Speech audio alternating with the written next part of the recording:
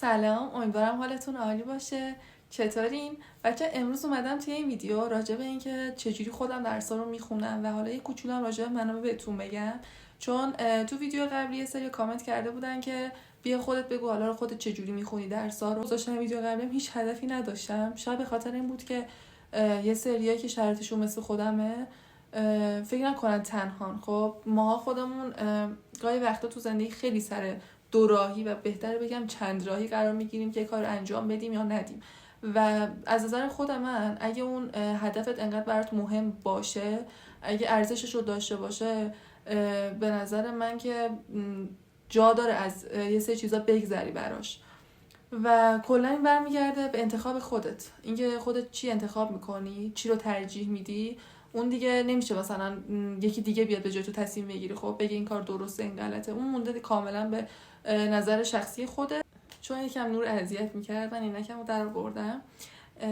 و حالا بچه بخوام کلی صحبت بکنم اینه که حالا چیزایی که دارم بهتون میگم صرفا تجربه شخصی خودم. خب توی این مسیر میتونم بگم دراز مدت کنکور این تجربه شخصی خودمه و اولش بگم که هیچ ادعایی توی زمینه من ندارم و اینجا نمیدم فاز چیزی رو بگیرم یا کسی رو بگیرم و فقط میگم اومدم اینجا راههایی که خودم رفتم، اشتباهی که خودم کردم و الان بهش رسیدم که اشتباه بوده بهتون بگم. خب و دوست دارم به توی که داری این ویدیو رو میبینی و قراره که کنکور بدی، شاید اینایی که دارم میگم اون اشتباهی که من کردم الان شاید تو داری انجامش میدی و یه کمک کوچیکی کرده باشم که بگم از اون مسیری که داری میری برگرد، این کارو نکن، بجاش مثلا این کارو بکن، بهتر نتیجه میده.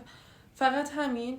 و دوست دارم یه جایی باشه که هم در واقع من اینجا تجربیاتمو به اشتراک بذارم و شمایی که شاید یه چیزی میدونی که به درد من میخوره و کمکم میکنه بیا تو حالا کامنت ها بهم بگو. و از ویدیو قبلی یه سری خیلی کامنت های خوبی گذاشته بودین، خیلیاتون هم دیدم شرایطشون مثل خودمه که دارین واسه کنکور میخونین. حالا بعضی نوشته بودن که واسه کنکور ارشد دارن میخونن، یکی واسه کنکور زبان، یکی هنر و اصلا به نظر فرقی نمیکنه. و مطمئنم اگه به خودمون ایمان داشته باشیم، باور داشته باشیم، تاش خیلی قشنگ میشه. ولی کلا اگه یه سری جاها ایمانت رو نسبت به خودت از دست بدی، نذار اینجوری بمونه تا چون اگه تا آخرش نسبت به خودت باور نداشته باشی میبازی. چون چیزیه که خودم به این تجربهش کردم و دیدمش. سعی بکن وقتی به اون شرایط رسیدی بتونی روحیت رو حفظ بکنی. خب این به نظرم خیلی مهم‌تر از تو شروع است. خیلی شروع میکنن این مسیر، حالا ول میکنن دیگه، حالا دوباره کوچولو دوباره تاش میرم میخونم، میرم کنکور میدن. خب میخوام بهت بگم شروع کردن یه جای قضیه است، اینکه تو درست شروع بکنی، حالا بخونی، خودت عادت بدی. وسطا دوباره میگم این واسه هممون اتفاق میفته، خسته میشیم، یه سری افکار میاد تو ذهنمون، حالا امسال نشد دوباره بمون، سال بعد پشت کنکور بمون و اینا. فکرایی بود که همیشه تو سر خودم میومد اون سالایی که حالا کنکور میدادم سال اول، میگفتم امسال نشد حالا سال بعد میدم دیگه نداره. میخوام بهت بگم طرز فکر خیلی تاثیر داره. طرز فکر تو از اول درست بچین که تا آخرش درست بری. خب من خودم قبل اینکه حالا اولین کنکورم رو شرکت بکنم، سالی که 12 بودم، اینجوری بودم که خب هیچ تفکری از کنکور نداشتم که چه جوریه. خب کنکور چه جوریه، میگم کنکور سخته، نمیدونم، اصلا هیچی نمیدونستم. و وقتی که شروع کردم به خوندن واقعا سردرگم بودم. خب چه جوری بخونم، مثلا زیستی که من دارم و چه جوری بخونم، ریاضی رو چه جوری بخونم، فیزیک و همینجوری آزمون و خطا میکردم. اون سال 12 من هم کلاسای کنکور میرفتم، یعنی اون موقع خب کلاسا حضوری بود، اکثرا حضوری میرفتم کلاسا رو، خیلی ازم تایم میبرد و اولین سالی بود که حالا کنکور نظام جدید بود و کلا خیلی سخت بود. خب و جدای از این قضیه مونده بودم، یعنی میگفتم خب آزمون شرکت بکنم شرکت نکنم و یه جورایی اینجوری شده بود که خب میدیدم فلان کس مثلا این کارو میکنه، مثلا اون یکی دوستم رفته آزمون مثلا قلمچی ثبت نام کرد، این دوستم رفته سنجش، خب منم حالا یک انتخاب کنم برم دیگه. میگم هیچ تفکری نداشتم که چه جوریه کنکور. چون حالا من خودم تو مدرسه همیشه نمره‌ام خب خوب بود، درسام خوب بود و فکر می‌کردم چون درسم خوبه پس قطعا تو کنکور نتیجه میگیرم. تشریحی میخوندم اکثر، خب زیست رو حفظ میکردم قبل اینکه مفهوم بفهمم، حفظ میکردم خط به خط. یعنی این کتاب همون سال 98 من از زیست که الانم عوض شده میدونم، فقط آوردم که یه سری جاهاشو بهتون نشون بدم که چجوری میخوندم قبلا و الان چجوری میخونم. من اون موقع اصلا به شکلات توجهی نمیکردم تو درسی مثل درس زیست فقط صرفا حفظ میکردم. خب و یه سری جای کتاب رو اصلا نگاهی نداشتم، مثلا نگاه مفهومی نداشتم که بخوام اون شکل رو درک بکنم. و یه دونه کتاب تست گرفته بودم، کتاب تست خیلی سبز که هنوزم دارمش. فقط تستای رو میخوندم و یادم اولین بار انقدر سخت بود برام تستا که یعنی اینجوری بودم خب من میخوام چیکار بکنم، من نمیتونم تست بزنم، نمیفهمم، نمیتونم تست بزنم. اولین اشتباهم که بهش پی بردم مرورم بود، مرور درست نداشتم.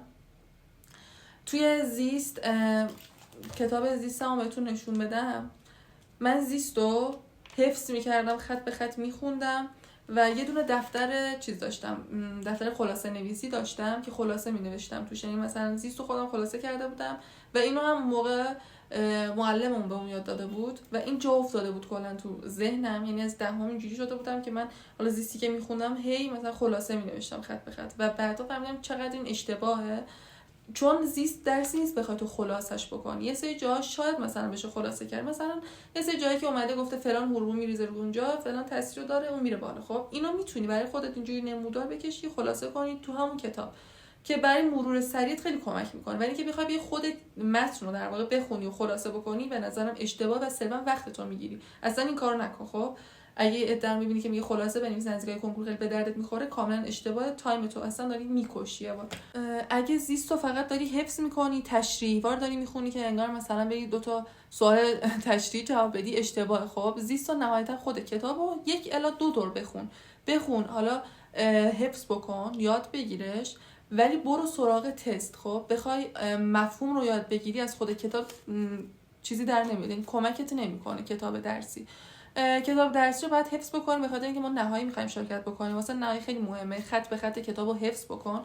و کاری که خودم برای حفظ کردن زیست میکنم، الان دارم میخونمش، اینه که مثلا یه گفتار رو دارم میخونم، در واقع یه گفتار اول، خب من دیگه اینجوری نیستم که بگم برای اولین بار دارم زیست رو میخونم. خب اولین بار همیشه سخته بخوای یک متن رو حفظ بکنی، حالا بفهمی اصلا چی گفته، یه ذره سخته. ولی خب من به شخص بار اولم که نیست و هنوزه بعد اون سال کنکور یه سری جای کتابو کلا مو به مو حفظم. خب یه دور نگاه میندازم، بعد الان که مثلا خودم تست میزنم گاهی وقتا مثلا یه گفتار رو یه دور اینجوری روخانی میکنم، فقط میرم تست میزنم. چون تست خیلی مهمه، یعنی اشتباهی که خودم میکردم و همیشه از تست دادن میترسیدم و دوست نداشتم با این واقعیت مواجه بشم که نمیتونم تست بزنم و درصدم پایینه.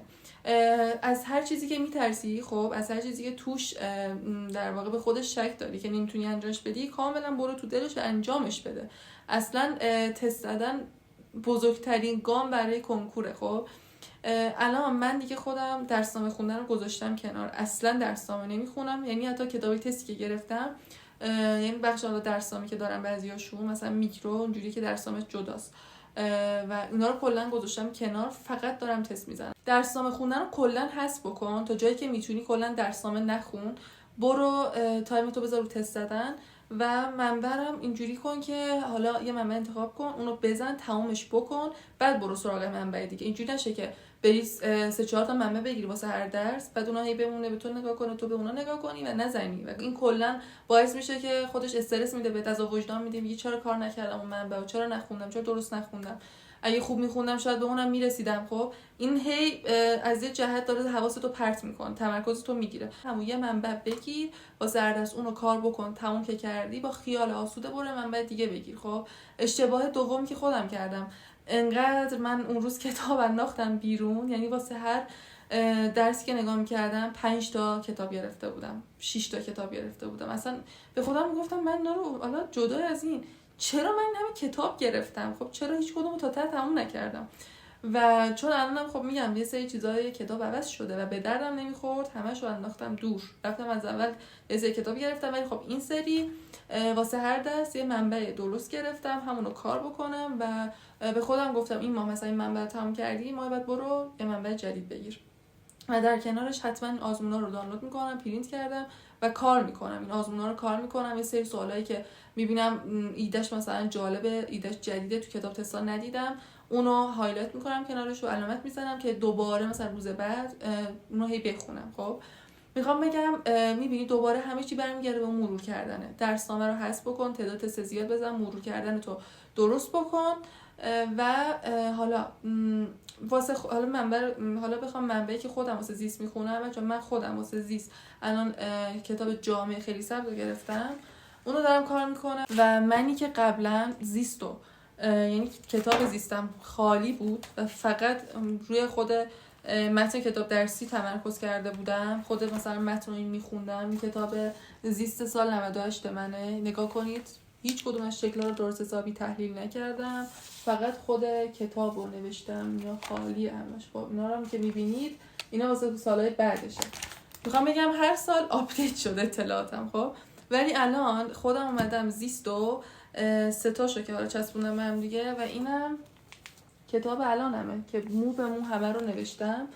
و نکته‌ای که تو زیست فهمیدم اینه که نباید بیای مثلا بار اول که تست میزنی خب همه اون نکات رو تو کتاب بنویسی. خب شاید اصلا نکته‌ای که الان برات جالبه سری دوم که بخوای تست بزنی، سری دوم که بخوای کتاب بخونی اصلا برات نکته جالبی نباشه. خب این نکته ساده باشه و به خودت میگی که خب من چرا مثلا اینو تو کتابم نوشتم. کتاب هر چقدر شروع بشه اونقدر چشمت خسته تر میشه. خب چشم خسته بشه دیگه میبینی حوصلت نمیکشه بری سراغ اون کتاب و هی فرار میکنی که بری اون کتاب بخونی، اون درس رو بخونی، زده میشی. خب به خاطر همین سعی بکن تا جایی که میشه اصلا نکات رو ننویسی تو کتابت، مگه اینکه یه سری نکات خیلی خاص باشه. و خودم اینجوری شدم که الان تست که میزنم تو خود کتاب تست همونجا تحلیل میکنم. این جلوی خود کتاب، جلوی اون تست مینویسم دلیل اینکه مثلا چرا اون گزینه غلطه، چرا درسته. و وقتی میخوام تحلیل بکنم دیگه سرعتمو نمیگیری، بخوام یه بار دیگه اون تست رو حل بکنم ببینم کجاشو اشتباه زدم که برم مثلا نگاه بکنم. و کلا الان کاری که خودم برای زیست انجام میدم اینه که میام یه گفتار رو میخونم. خب یه گفتاری که شروع کردم به خوندن میشینم همون روز از اون مبحثی که خوندم حداقل یه 20 تا تست رو میزنم. خب 20 تا تست حل میکنم، تحلیلش رو میذارم روز بعد انجام میدم. انگار هم برام مرور میشه اون نکاتی که خونده بودم دیروز، هم برام انگار مرور میشه و همون روز دوباره شروع میکنم ادامه اون حالا فصل رو خوندن. و وقتی که خوندم ادامهش رو دوباره روز بعد میشینم تستای گفتار اول رو ادامهش رو میزنم و یه سری از تستای گفتاری که دیروز خونده بودم و کار میکنم. و این چرخه میخوام بگم همینجوری ادامه داره. هی مبحث جدید میخونم، مبحث روز قبل رو مرور میکنم، تستاشو میزنم، مرور کردنی باشه، تحلیل کردنی باشه، تحلیل میکنم. این باعث میشه تو هر روز انگار داری اون مباحث اون فصل رو چندین بار مرور میکنی. خب و اون فصل که تموم شد میخوای فصل جدید شروع بکنی، از خودت یه آزمون بگیری، آزمونایی که الان هستن برای اون فصل بشین یه دور دیگه حالا تستاشو نگاه بکن، جایی که غلط زدی رو مرور بکن و فصل جدیدی که شروع کردی رو هم به همین صورت که خوندی همزمان این وسطا، یعنی وسطای این فصل جدیدی که داری میخونی و داری مرورشون میکنی فصل جدید رو گفتار به گفتار، اون فصل قبلی که خونده بودی هم دوباره مرور بکن. خب یعنی بذار تو برنامه‌ات این وسطش هی مرور بکن. دوباره این فصل رو هم تمام کردی رفتی سراغ فصل سوم زیست، دوباره این روندی که مثلا روند قبلی که واسه اینم در نظر گرفتی فصل 1 و 2 که خونده بودی رو دوباره بذار تو برنامه‌ات، هی مابین این مرور بکن. خب ولی یه جور نشه که بخوای اون فصل جدیدی که داری میخونی رو هم یعنی کم کاری بکنی روشا، اینجوری نشه. خب میخوام بگم اگه در واقع درست برنامه ریزی بکنی یه تعداد تست بذار از سری مباحث مهم اون فصل قبلی که خوندی. سری اول که میخوای حالا هر درس رو بخونی به چشم اینکه بخوای ازش یاد بگیری، خب اونو بخون و از خودت انتظار تو بیار پایین. انتظار نداشته باش که از اون مطلبی که داری میخونی 50 تا تست بزنی، تست زماندار بزنی و سعی بکن که تو بار اول یاد بگیری. خب تمرکزت رو بذاری کاملا روی یادگیری و برات یه حالت آموزش داشته باشه. وقتی اینکه حالا یاد گرفتی اون در واقع آموزش تموم شد ازش هم تعداد تست بزن، تست زماندار نه، یه تست بزن که کاملا تصویب بشه. بعد اینکه تستا رو زدی حالا سری دوم که میخوای بخونی به چشم آموزش دیگه نگاه نکن، چون تو یه بار اون مطالب رو خوندی و الان سری دوم میخوای فقط تایم تو بذاری روی مرور کردن کوتاه مدت و بعد شروع بکن اینجا تست بزن. دوباره اینجا تست زماندار نزن. خب سری دوم هم تست بزن و سعی بکن که در واقع تمرکزت رو بذاری روی این که اون گزینه چی گفته، مثلا با چه سوال چالشی روبرو هستی، بیشتر روی اینا کار بکن. خب سری سوم که میخوای از اون مطلب تست بزنی اینجا حالا میتونی تست زماندار بزنی. خب تست زماندار بزن، از خودت آزمون بگیر. یه سری آزمونایی که گفتم و حالا الان برگزار میشه، قلمچی ماز، سنجش گزینه 2، اینا رو میگم تایپ کن، اینا رو پرینت کن و بیا اینا تو خونه کار بکن. و میگم کلا چیزی که میتونه تو کنکور بهت کمک بکنه تست دادنه و کلا خودتو به چالش بکش دیگه، تست بزن ببین، چون تنها راهی که میتونی بفهمی کجا رو یاد گرفتی کجا رو یاد نگرفتی تست. و تا وقتی که تست نزنی نمیدونی کجاها رو درست فهمیدی کجاها رو نفهمیدی و به نظر من بیشتر تایم تو بعد این بذار رو تست زدن و تحلیل کردن تستا، مرور کردن، کلا همینه. یعنی کنکور چیز سختی نداره بچه ها، خب همینه. و این ماها هستیم که ذهنمون فکر میکنه چه کار عجیب غریب میخوایم انجام بدیم، اصلا همچین چیزی نیست. و وقتی که اون قلقش رو پیدا میکنی میبینی چقدر جذاب درس خوندن. خب عادت که کردی میبینی درس خوندن برات انقدر جذاب شده، دوست داری از یه سری چیزا بگذری بشین درس بخونی، خب دوست داری فقط تست بزنی. و کلا این که اینجوری میشه وقتی تو اون اول سختی رو بکشی، شروع بکنی تست رو بزنی، تمرین بکنی. با تمرینه که یه سری چیزا درست میشه. تا تمرین نکنی یه شب موفق نمیشی. خب انتظار نداشته باش از خودت که بخوای مثلا بیای بار اول همه تستاتو درست بزنی، تعداد تست کمتر باشه، نمیدونم ریاضی رو بفهمی، فیزیک رو درک بکنی، مسئله هاشو. همین با تمرینه که درست میشه. تمرین بکن و مطمئن باش که درست میشه. این چیز عجیب غریبی نیستش بگیم نه نمیشه. اون بقیه که تونستن ما میتونیم چیز عجیب غریبی نیستش که فقط انجامش بده.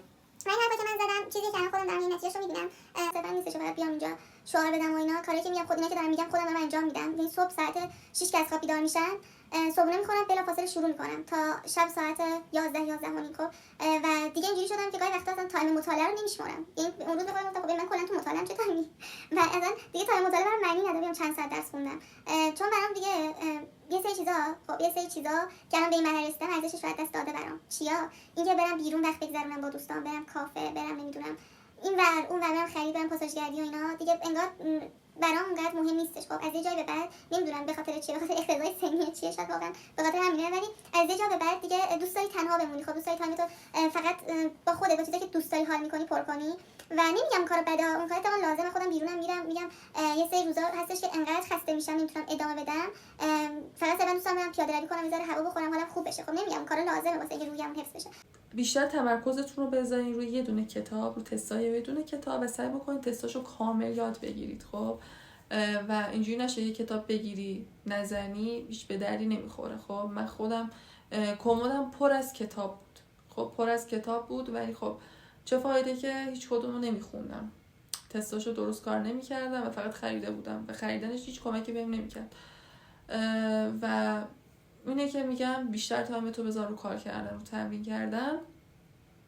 و دیگه چی میمونه واسه نهایی هم که من خودم سوالای نهایی رو اون تایمی که حالا دستم خالی بود دانشگاه میرفتم، اون موقع نشستم کل سوالا رو نهایی رو از سال 90 داشته رو بردم، اینجوری هر کدومو جدا کردم هر درسو و اونا رو پرینت گرفتم و اونا رو کار میکنم. خب و واسه سوالای نهایی که الان خیلی مهمه و یه بخش بزرگ از کنکور هم شامل میشه، بهترین در واقع منبع واسه اونها سوالهای نهایی سالهای قبله. سعی بکنید سوالهای نهایی سالهای قبل رو چند دور اینجوری بخونید، مرور کنید، خیلی بهتون کمک میکنه. اصلا یه چیز دیگه است، خیلی کمکتون میکنه. و از این کتابایی که واسه نهایی هستش تونستین تهیه بکنین، ماجرای 20 زیسته که اینو میگم همراه اون کتابی که گرفتم بهم دادن، خیلی کتاب خفنی بود، دوست داشتمش. واسه فیزیکم خیلی سبز کار میکنم با میکرو و این از این دیگه. میمونه شیمی که واسه شیمی خیلی سبز تک‌پایه کار میکنم و در کنارش IQ. بعد واسه نهایی هم خود کتاب درسی رو مثلا یه فصلی که خوندم رفتم سراغ فصل بعدی که اونم تموم شد، دوباره برمیگردم فصل اول رو میخونم. بعد فصل 3 رو که مثلا شروع کردم هم فصل در واقع 1 رو مرور میکنم هم 2 رو، یعنی اینجوری هی برمیگردم مرور میکنم از اول. این باعث میشه تا روز کنکور اینا یادم بمونه، خط به خط کتابو حفظ بشم، یادم بمونه، چون واسه نهایی خود متن کتاب خیلی مهمه. توی برنامه‌ام 4 تا درس تخصصی هر روز هست، زیست 4 ساعت هست، شیمی 3 ساعت هست. حالا تایم کمتری بیشتر روی ریاضی، حالا تایم کمتری رو واسه ریاضی اختصاص میدم، ولی خب این هستش. 4 تا درس تخصصی از درس‌های عمومی هم دینی که چون حفظیه باید حفظ بکنم هستش با ادبیات. خب دینی و ادبیات هم هر روز هست تا جایی که برسونم. درس‌های دیگه اینجوری چرخشی میچرخونم، مثلا درس عمومی زبانم چون خب مثلا زبان زیاد نمیخوام تایم بذارم، خودم تو زبان خوبم، تایم اونو مثلا میدم روی مثلا درس دیگه اینا هست. اینجوری درسای عمومی رو چرخشی تو برنامه‌ام قرار دادم که هر روز مثلا تو اون هفته بتونم همشو بخونم. این از این. واسه درسی مثل حالا فیزیک اینجوری هم که در واقع منبعی که کار میکنم خود جزوه استادی که ویدیوهاشو میبینم، کلاساشو میبینم، جزوه خود اون رو دارم کار میکنم و واسه ریاضی هم جزوه خود همون استاده و در کنارش کتاب تستی که واسه ریاضی کار میکنم مهر و ماهه.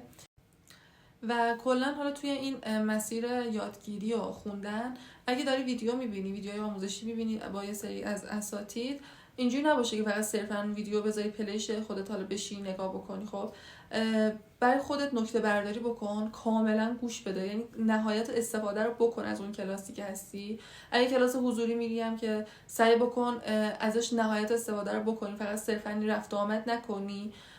اگه خودت میخونی سعی بکن یه بخش زیادیش رو بذاری روی تست زدن. من خودم کلا درسنامه رو حذف کردم و بزرگترین خوبی بود که در حق خودم کردم اینکه دیگه درسنامه نمیخونم، چون اصلا هیچ سودی نداره برام. یه سری مطالب اومده نوشته که ازش نه توی تستا میاد و صرفا تو فقط همون لحظه میفهمی، حفظش میکنی، 2 روز بعد یادت میره، مخصوصا درسنامه‌های زیست. خب چرا بیای روی این تایم بذاری؟ تایمتو بذار رو تست زدن، تایمتو بذار اینکه 2 تا تست بیشتر بزنی، 2 تا چیز در واقع جدید یاد بگیری. خب و درسایی مثل ریاضی رو و فیزیکو که هم حلیات، بعد یه سری حالا تیپ بندی داره سوال‌ها. برای درسی مثل ریاضی که تیپ بندی داره سوال‌ها، سعی بکن اونا رو برای خودت دسته‌بندی بکنی، جدا بکنی، تیپ بارو یه دفتر بردار برای خودت بنویس. خب برای درسی مثل ریاضی تو میتونی یه دفتر برداری اصلا اونا رو بنویسی، نکات مهمش و تیپ‌های سوالا رو اینکه چجوری حل میشن رو بنویسی. برای درسی مثل فیزیک هم میتونی همین کارو بکنی. خب تیپ بندی کن سوالا رو برای خودت و اینا خیلی به دردت میخوره نزدیکای کنکور بخوای مرور بکنی. و کلا اینا کارهایی بود که خودم واسه کنکور دارم انجام میدم. شاید یه سری جا نتونستم خیلی خوب منظورم رو برسونم، ولی دیگه خواستم تجربیاتم رو باهاتون به اشتراک بذارم. شما اگه نکته‌ای میدونید که میتونه کمکم بکنه یا یه کاری داری انجام میدی که میبینی به نفعته یا ازش نتیجه گرفتی، تو کامنت ها بهم بگو، میخونم، حتما استفاده میکنم. و همین کلا خلاصه حرفام اینه که بیشتر تایمت رو بذاری روی درک مفاهیم، درک مطلب از روی تستا، خیلی بهت کمک میکنه و تشریح خوندن رو بذار کنار و مهمتر از هم مرورت رو هم حتما در نظر داشته باش که چجوری مرور میکنی، هر روز تو برنامه‌ت باشه مرور کردنه. اگه امکانش باشه برات حتما مشاور بگیر که بهت کمک بکنه. اگه نه نمیتونی با مشاور پیش بری، خودت برای خودت برنامه بچین، طبق اون روال زندگیت یه برنامه داشته باش که بدونی حداقل داری چیکار میکنی، سردرگم نشی، بدونید الان مثلا تا کنکور چند فصل بعد بخونی چیکار کردی، یه نقشت باشه تو دستت که بدونی کلا داری چیکار میکنی و همین کارا رو بکن. امیدوارم که هم من هم توی که داری ویدیو رو میبینی نتیجه بگیری و باز هم میگم من هیچ ادعایی نمی کنم توی زمینه‌ای و فقط صرفاً چون ازم خواسته بودید که بگم چی میخونم چی کار میکنم بهتون بگم و اومدم خیلی رک و پوسکنده بهتون گفتم کاری که کردم رو و همین. خداحافظ.